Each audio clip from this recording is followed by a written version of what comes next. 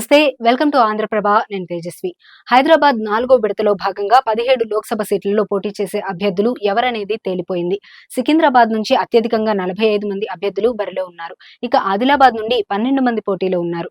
ఇక భారతీయ జనతా పార్టీ, కాంగ్రెస్, భారత రాష్ట్ర సమితి సహా వివిధ పార్టీలతో పాటు ఇండిపెండెంట్ అభ్యర్థులు కలిపి 893 మంది నామినేషన్లు దాఖలు చేశారు. వాటిలో 625 మంది అభ్యర్థుల నామినేషన్లకు ఈసీ ఓకే చేసింది. ఇక నిన్న దాదాపు 100 మంది అభ్యర్థులు తమ నామినేషన్లను ఉపసంహరించుకున్నారు. దీంతో తెలంగాణలోని 17 లోక్సభ సీట్లలో 525 మంది బరిలో ఉన్నట్లు ఎలక్షన్ కమిషన్ తెలిపింది.